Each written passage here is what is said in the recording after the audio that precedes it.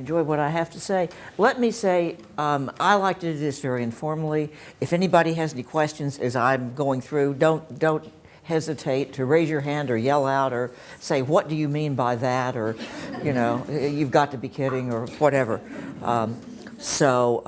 This is, I'm used to a fairly informal kind of presentation. And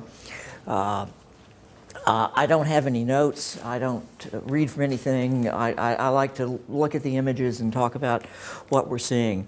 So I'm going to start off here with two early images of Providence.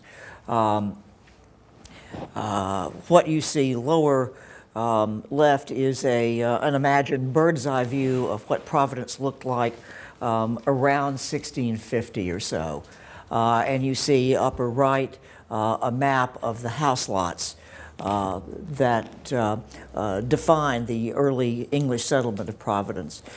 This was a colony unlike anything else.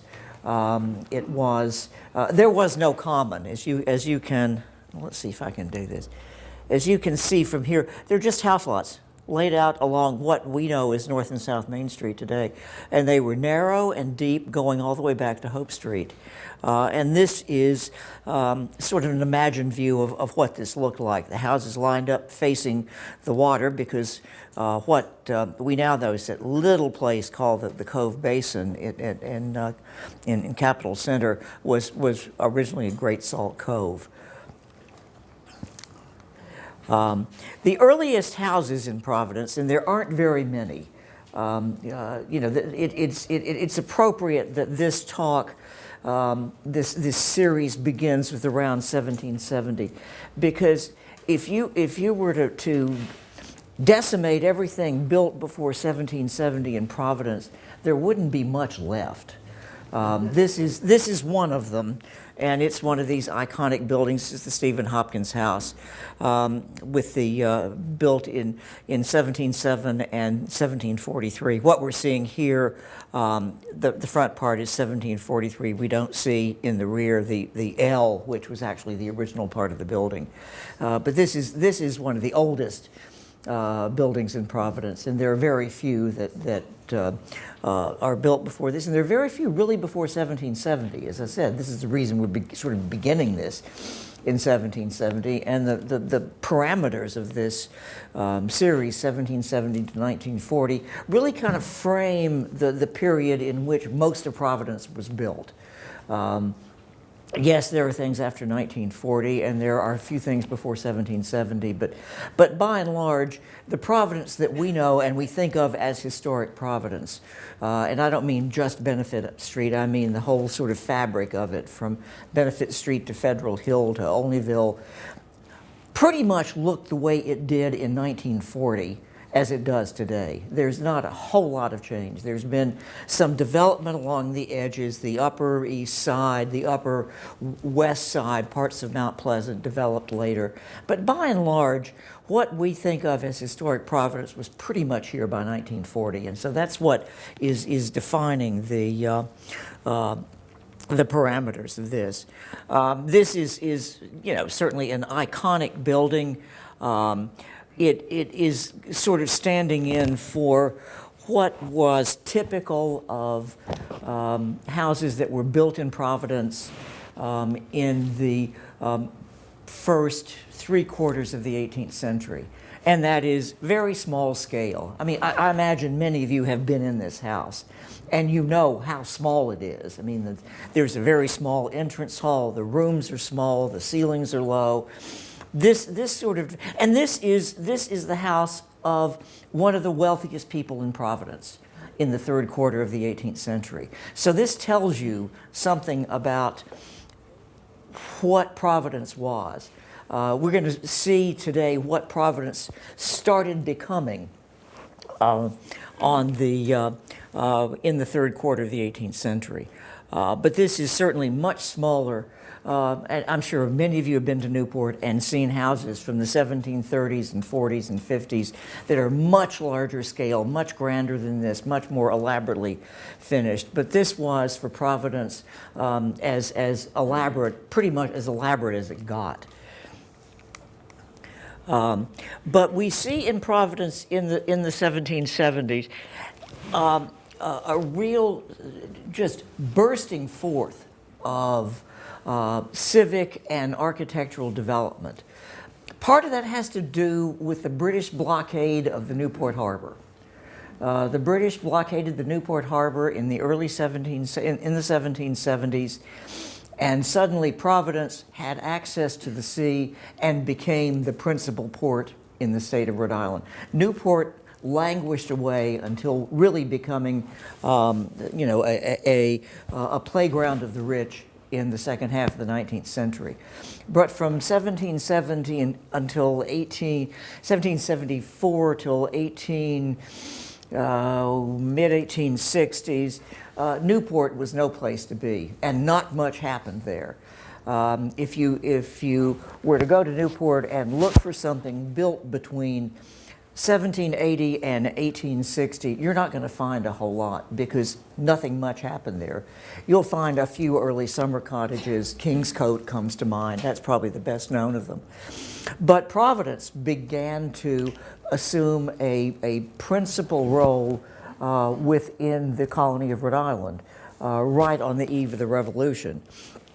And then and what demonstrates this is just a number of buildings all of a sudden rising in Providence. Now, I said I didn't have notes, but I want to get all these dates right to keep them in order. But you have within a 13-year period, when nothing much had been built in Providence, within 13 years, from 1760,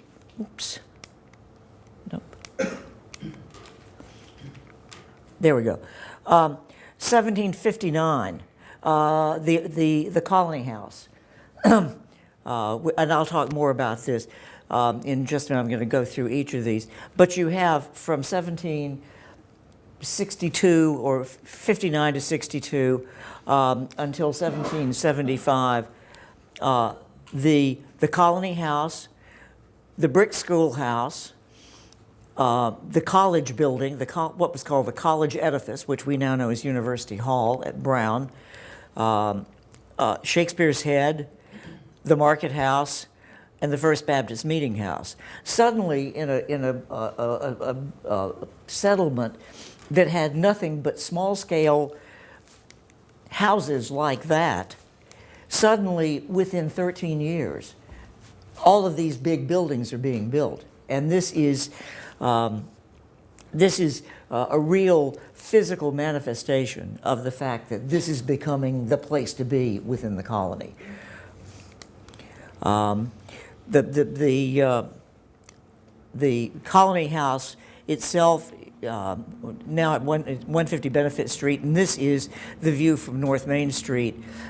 You enter it today on Benefit Street, but in fact, this is the front door of the building. You know, you think of it as going at 150 Benefit Street. This was my office for nearly 40 years, and we always went in on the front. But this is the front of the building. And when you look at it and consider it from its perspective on North Main Street, Benefit Street was a back street, and it was called the back street at first. It was called Benefit Street. That was a really early example of really good marketing, because it was put in for the common benefit of everybody, and so that was the reason it was called Benefit Street. But so many of the buildings like this, this is the front door, this is the front yard, and it's sort of a shame, I think, in a way that. There are many reasons that the state doesn't use it this way, but this is the front of the building, and this is the parade in front of it, and that's what it was known from the time it was created, the parade, because this is where military troops mustered, this is where people gathered. This was a real civic focal point in Providence from the time it was built. Between 1759 and 1762. It is as so often happened in Providence in this third quarter of the 18th century as Providence sort of moves into the leadership position. It still doesn't have the money that Newport had in the first half of the 18th century, but you can see you're comparing it to the Colony House in Newport from 1739, designed by Richard Mundy, who was one of the leading designers in the colonies in the second quarter of the 18th century. This is certainly the smaller, cheaper version. You know, you can see this has got 7 openings across the front. This has only 5. And you have to eliminate this from the original design. This whole stair tower was added in the 1850s. And it was added basically when Providence was becoming the preeminent capital in the state. You know, Rhode Island is one of those odd places that had 5 capitals in the 18th century. The legislature sat in 5 different places: in Providence, in Newport, in Bristol, and in Kingston, and East Greenwich as well. So the legislature moved around, and by the late 18th century, Providence and Newport were the 2 principal ones, and Providence was really becoming the preeminent one. So this was an effort in the 19th century to make this the more distinguished State House, because this is what served as the State House until the one we know on Smith Hill today, the McKenzie and White building, was constructed. Was Yes. there any ever a movement to eliminate the stair tower there later, more recently? No, and it would, at least at this point, functionally disrupt the building so much, because there is that was the principal staircase. When the building was remodeled in 1906, a staircase was put in off the Benefit Street entrance. So there are now 2 functional staircases that even though they're not, neither one of them is quite, well, and certainly this one is not code compliant at all. But at least it's another means of egress. So there's never been any notion of tearing it up. The 1850 stair tower was designed by Thomas Teft, who's a leading light. We'll get into Teft later in this series, but this is something that has been seen for a long time as an addition that is significant in and of itself, and so that would be something nobody really would want to even think about at this point. But we have that. We have the brick schoolhouse on Meeting Street, now the head of the headquarters of the Providence Preservation Society, which it's been through a number of uses over the years, but is one of the oldest public schools in the country. And Providence was one of the earliest places to foster public education of children in the country. And this goes back to the 1760s, which is very early in the public education movement. So this building is, while architecturally is a fairly modest building, it certainly, in terms of what it represents in terms of education in this country, is really a landmark building. And then we have this is 1770. This is what was built as the college edifice for what was originally Rhode Island College, founded in Warren in 1764. And was in Warren until 1764, but by 1770 it was clear that Warren was not the place to be, but Providence was becoming the place to be. And so the Baptists came here and built this building in an extremely highly visible place. I mean, it even today, with everything around it, it's still prominently located. But think about this, you know, almost 300 years ago, or 250 years ago, at the crest of College Hill with nothing around it.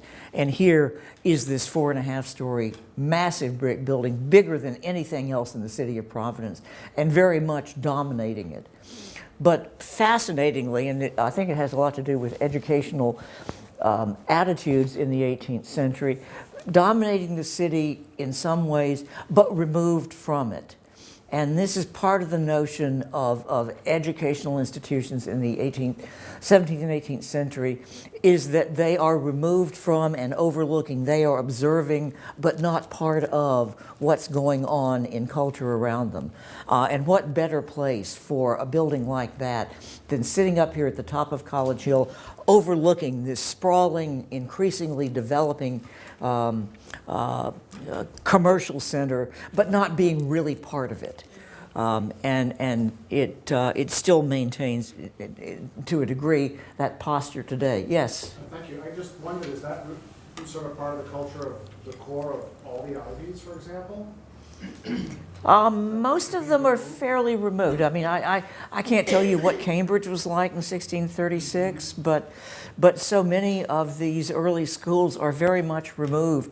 They're not in dense urban areas. Princeton certainly isn't. God knows Dartmouth, I mean, you know, is far removed. And I'm just trying to think of other 18th century schools. Was isolated in? Yeah, from Philadelphia. From Philadelphia. I'm just trying to think. I went to. Columbia was also. Yeah. Columbia was way out of the. Well, Columbia then was downtown. Columbia was on the site of Rockefeller Center at that time. Yes. But that wasn't built up until the Yeah, that 20th was, century. yeah, right. I mean, that was still out of town, right? Yeah. Yep. But it wasn't Morningside. What about Yale? Is that very old? Yale? Well, Yale is. I don't know enough about the development of New Haven, but it's New Haven was a small grid, and I don't know where Yale fits in or how it relates to. It's right on the green. So it is. But then again, we're talking there about a theocratic organization. And that's what separates Providence from these, is that there was no official religion in Providence. I mean, this was a Baptist institution, and many of the people who lived here were Baptists, but it was not an official organizing part of the culture, which was not true in New Haven. So having something on the green would make sense in a place like New Haven. And then we have Shakespeare's Head, the Carter House, John Carter House, from 1772, which I find a fascinating building because it functionally combined every kind of activity you could think of. Because this was John Carter published the Providence Gazette. And so the printing presses, printing presses were in this exposed basement, which is exposed on the south side. But this was the industrial component with printing presses down here. The offices for the Providence Gazette and the newspaper offices and John Carter's own offices on the first floor, and then the family with their 11 children lived on the upper 2 stories. So, and the post office was here as well, because he was also the postmaster as well as the publisher. So you have here a combination of industrial, commercial, and residential all in one building. And it's sort of a nice reminder that was true of the whole organization of the town at that point, because there was no zoning at that point. Zoning, the way we think of zoning today, where things are separated by use, wasn't legislated in Providence until 1926. Things were cheek by jowl, one with another, in the 18th century. And in the case of Shakespeare's Head, they were all in one building. Where did the name of Shakespeare's Head come from? John Carter had a sign on the front, had a profile or an image of Shakespeare, and it was my understanding is that they used Shakespeare's image because Shakespeare was associated with literacy, reading, writing, and that sort of thing. And it was a trade sign, and it was something to show you that you know, writing and reading go on here, and that was the reason for doing that. Like a mortar and pestle inside of the pot. Yeah. Yeah, exactly, same thing. This is one of the earlier houses from the period when Providence really begins to take off on North Main Street. Now raised up a one story from the street, but you can see here the this is the oops. The entranceway from 18th century pattern book, which you see was copied very carefully onto the front of this building. And we're seeing here with the Russell House from 1772, an effort to build something. If you think back to the let me just go back. If you think back to this as a rich person's house in 1743, and then look at this in 1770, you can see that 30 years later, wealth is really beginning to accumulate. This is a big 3-story house built of brick, which is a rare building material for Providence. We'll be seeing several brick buildings tonight, but they are generally buildings built for the wealthiest. Pam? How and when did they raise these houses? This was raised around, I want to say, in the first decade of the 20th century. It's For office space, for commercial space. to put store hydraulically. I mean, I couldn't go out and do it, but but it isn't difficult, and it has not been difficult for a long time. I mean, and you did. Experience with boating too, building boats and all of Yeah, that. So they know. but certainly even, you know, things were raised up in the 18th and 19th centuries, and it was a matter of just putting, you know, big square logs up and, you know, lifting it up with a lot of people early on. It still has a functional front door up there. You, You can open that door and you can open it and still walk out. I've Interiors don't remain. No, none of the interiors remains, and the interiors are in Brooklyn, Denver, Minneapolis. I think in the Metropolitan Museum. There may be something in the Metropolitan Museum. I think whatever's in the Metropolitan is now in storage. But this had interiors commensurate with the exterior of it, but they were all stripped out in the 1920s.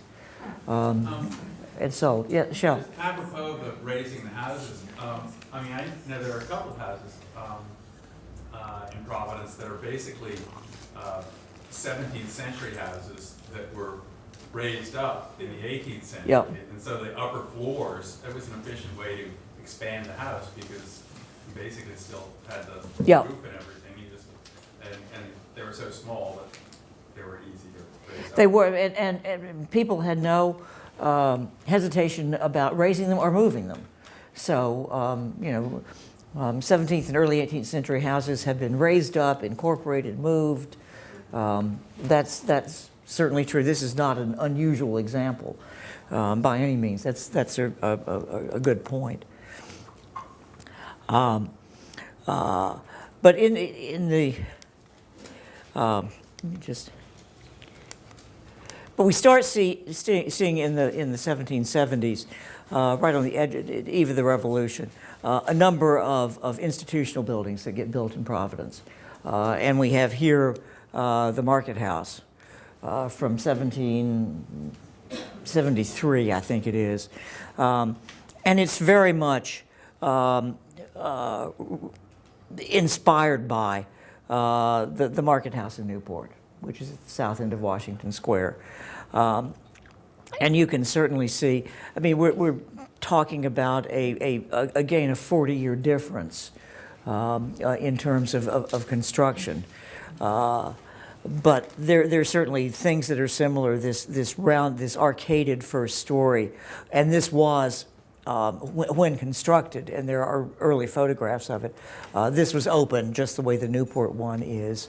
But you can see how much more elaborately detailed the Newport one is. And of course, you have to sort of visually eliminate this from the original construction, because this was only 2 stories as constructed. So this was, again, as so often happened in Providence, the smaller, less expensive version of what had been built in Newport.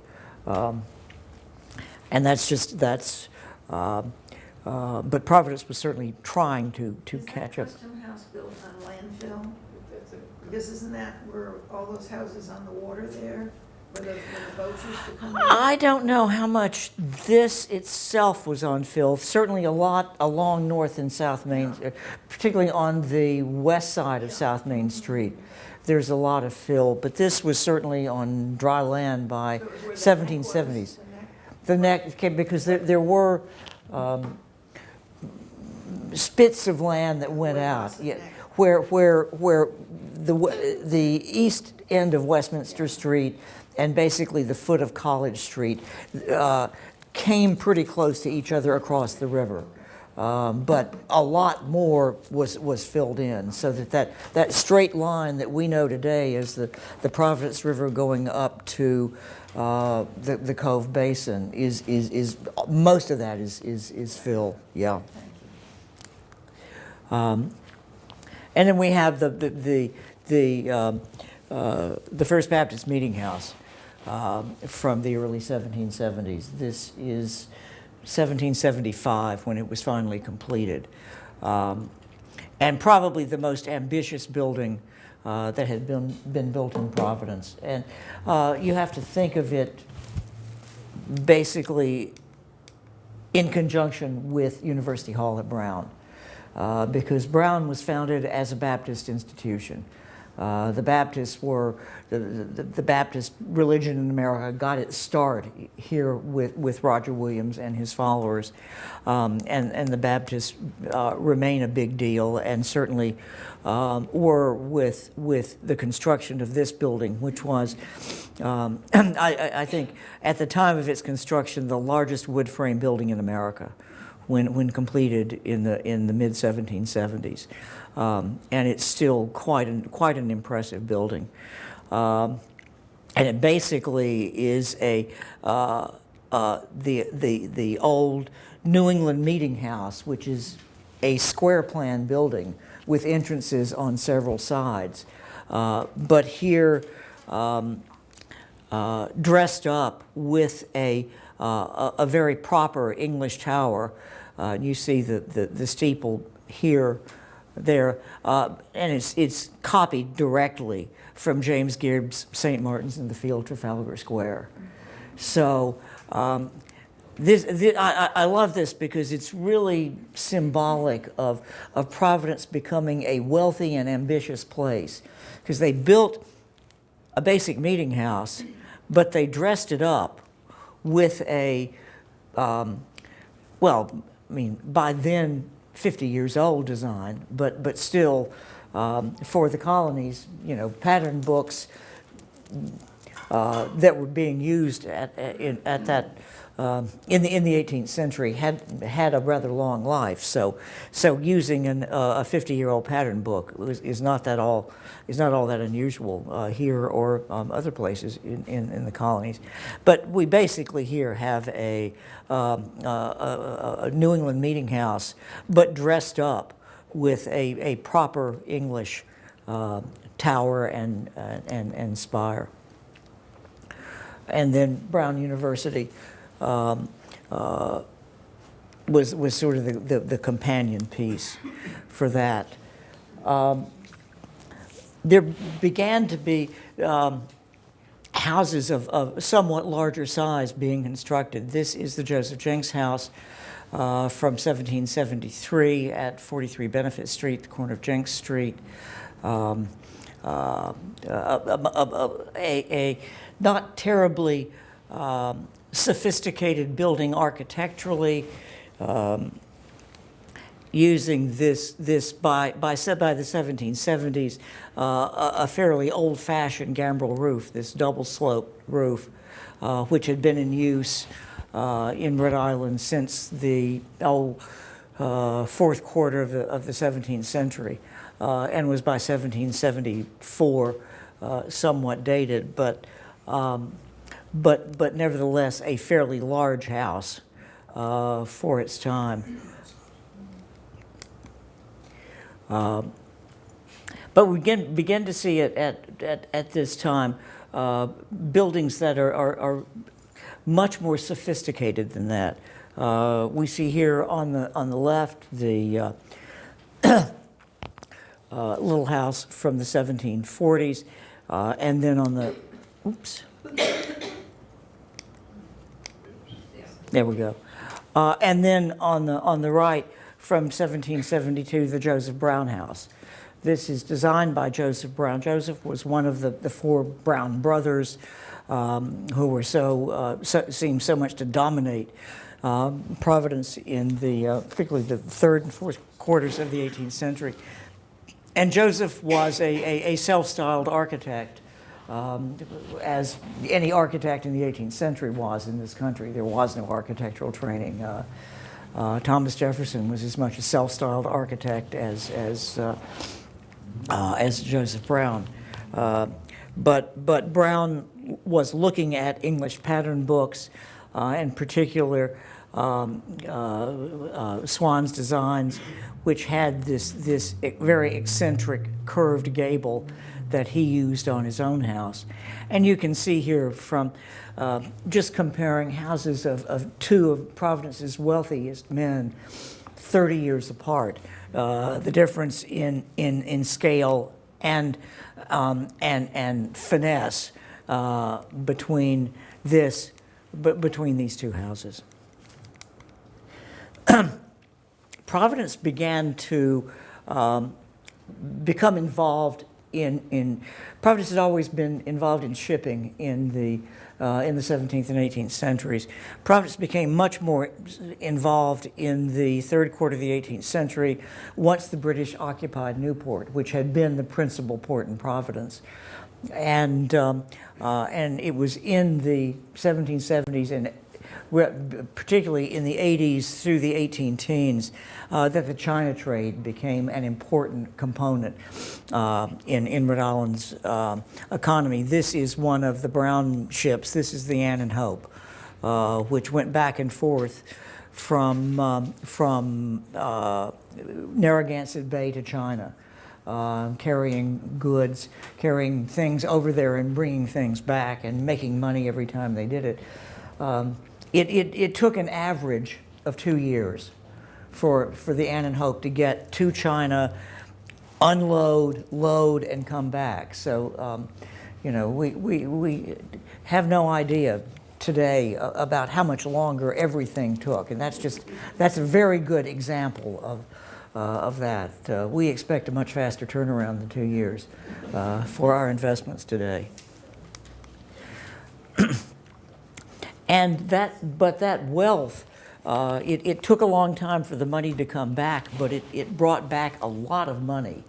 And we see this just all of a sudden in Providence in the 1780s and 1790s. And here are two prime examples. On the left, the John Brown House, built between 1786 and 1788. And that was Brown's ship that we just saw. Here's the house that he was able to build. And if you think back to the other houses that we've looked at, they're smaller scale, they're wood. Here is a substantial building, and then his business partner, Joseph Russell. Oh, I'm sorry. Joseph Nightingale. Nightingale and Brown were in business together. Russell was another partner whose house was yet a block south of there. Russell's house was virtually identical to this and came down in the 1850s.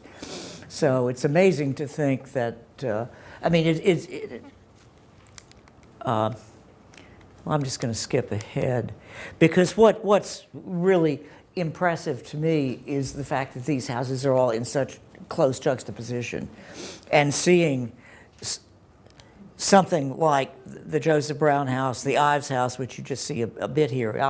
We'll get to the Ives house next time, and the Nightingale house. But seeing these large houses in such close juxtaposition is really impressive and gives you some idea of the kind of wealth that was accruing here at that time. And this is the John Brown house is a large, very elaborate house, and elaborately detailed. I wish there were better documentation of the doorways for this house, because both of these are 1905, 1906. This was remodeled. So what we're seeing here is a colonial revival remodeling. The doorway was, at least from what I can see from old engravings, was similar to this, but this is very much gussied up in the colonial revival mode. I mean, this is just much more elaborate than you'd find in 1806. It's much more 1906, as is the leading on the side lights here. The side doorway, hard to say, because I'm not sure there was a side doorway on that building to begin with, because the interior has been reworked. It's hard looking at these old houses to know, how much are we seeing that goes back to 1786? What was added in the 1850s? What was added in 1906? It's hard to say. But certainly this building was as elaborate and as impressive and monumental when it was built as it appears to us today. Probably more intact is the Nightingale house, although you have to kind of erase all of this. This is 1792. And this has been somewhat reworked as well, but certainly we know from what visual documentation we have that, an elaborate doorway with a porch and a Palladian window above it were certainly part of the original. This is certainly a large and impressive house for the early 1790s, and one of the largest wood frame houses, I think, still standing in the country, and may have been when completed. And that's what I showed earlier, that I kind of got a little bit ahead of myself, was the thing that's so impressive here is this juxtaposition of all three of these. And then there are two more up William Street, and I'll come back to this again so that we can see that suddenly there was this mass of very large buildings, all built through shipping money between 1780 and 1820. I think what's even more impressive in some ways are the smaller scaled houses that exist in such abundance here in Providence. And we see here a part of Northern Benefit Street, and here this is John Street, the south side of John Street between Benefit and Thayer Streets. And what is so remarkable about this, I think, is this real consistency of scale. And there are a few places in the country that are of this age, over 200 years old at this point, that have that patina of age and scale and detail. And that's sort of what I kind of want to focus on here, because I think this is what is one of the things that's so defining about Providence as a place. And I just put together a group of these small-scale wood frame houses, most of them with sort of cinder chimneys. And I say sort of cinder chimneys because, you know, when you start looking at these, I know when I first started work as an American architectural historian in working in New England, you know, that you talked about the standard, oh, it's a cinder chimney, cinder entrance, 2.5-story house, and you sort of think of those as all being of a type. Well, here, these are all cinder chimney. The entrance is sort of on the center, but there's a remarkable variety in what's going on with each of them, and that's kind of what I'd like to focus on here. Oops.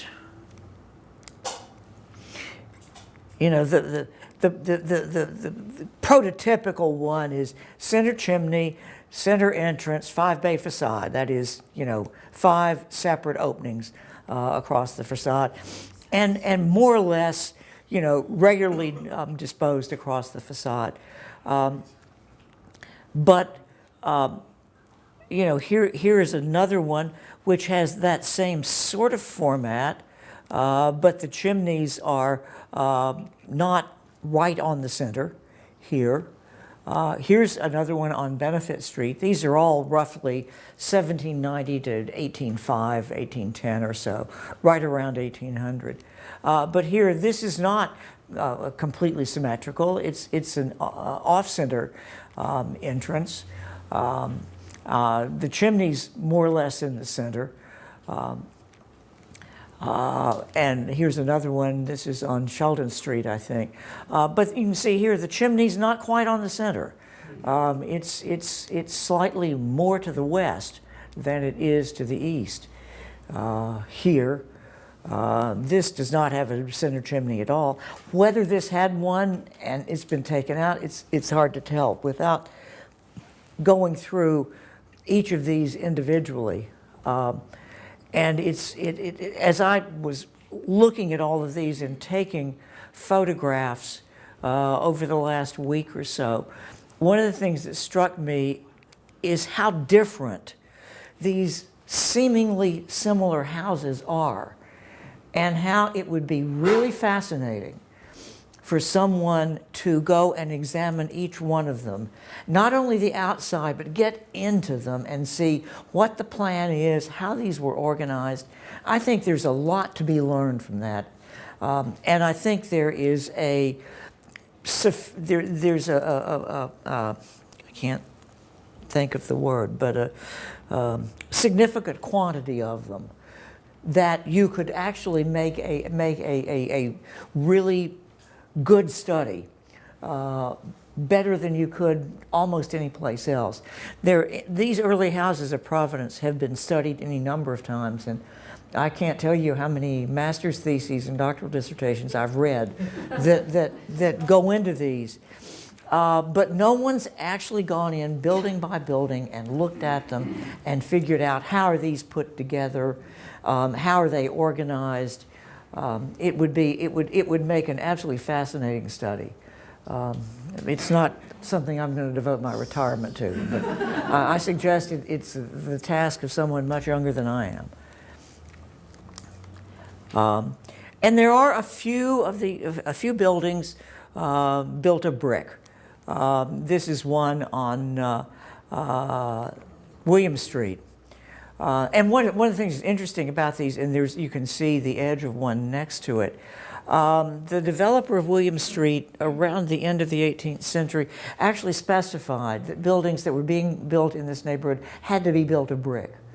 And so there's an actual reason why all of a sudden, in the middle of a city that is, an old town that is built almost entirely of wood, do we have buildings built of brick. And that's because this was actually specified by the man who sold the property.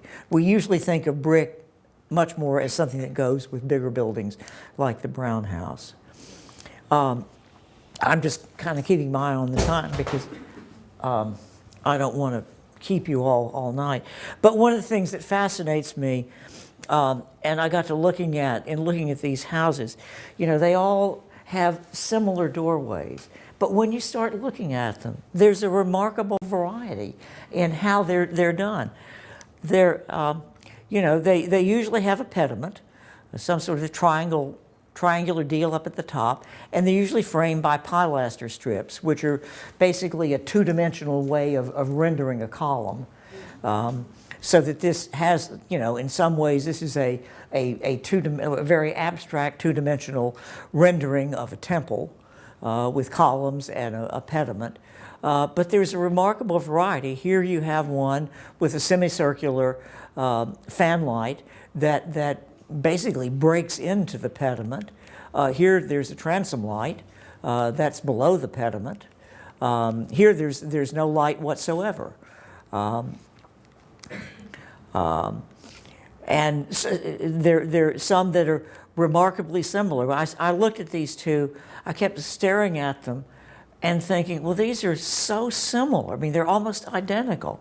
But then you start looking at the proportions and you see that this has a much greater breadth, a much greater monumentality to it than this one. It's treated pretty much in the same way. Transom light, pediment over the door, but there's a breadth here, there's an amplitude to the proportions of this that don't exist in that one. And this said to me that, there are so many different builders working on these things, and each one of them is doing something slightly different. Here are two that I first looked at these and I thought, well, gee, these are identical. They're pilaster strips, fluted pilaster strips. They're Corinthian capitals. There's a dental cornice in both the raking cornice here and the pediment. But look at the way they're proportioned differently. This again has a much broader. This has an additional little row of dentals under it, very small little cutout things. And it shows you that each of these builders is doing something slightly different. And again, this is the sort of thing that if somebody wanted to do it, it would be fascinating to go through and sort of assemble these and find which are the ones that are identical and try to begin to figure out what builders were doing. I think you could tell a really fascinating story. There's such a corpus of buildings from this era existing in Providence that you could really you could really tell a whole story about how people went about building, why they went about building, if you started putting in all the personalities. It's one of the things that architectural historians don't seem to do, is put in the people into it. It's all about the moldings, it's not about the people who built them. And that's really, I think, what can make this really interesting. Two more that are seemingly similar, but then you start looking at proportions, and you see that this entablature is quite different from that one. The proportions of the pediments are different. The detailing on the pediment is different. These are not things that are just repeated over and over again, as I always thought. And the same is true with windows. They vary entirely. And I made a point here. These are all first-story windows. I mean, second-story windows look different from first-story windows. We won't go into that, but just you can see here, this has a splayed lintel over it. This has a molded cornice. This has a different molded cornice from that one. They're both sort of molded cornices, but they're entirely different. To my mind, two different builders going on. So I'm going to leave it at that and just sort of put this up as a foretaste of what's going to happen when we get into next week, because this is all pre-industrial. In 1790, Samuel Slater opened up Slater Mill in Pawtucket. And the world changed entirely. And that's what we'll be seeing as we go forward. And you can see here what Providence looked like early on and in the mid-19th century. So these are just two images to leave you with what we have dealt with this week. and what we'll be getting into next week. Thank you.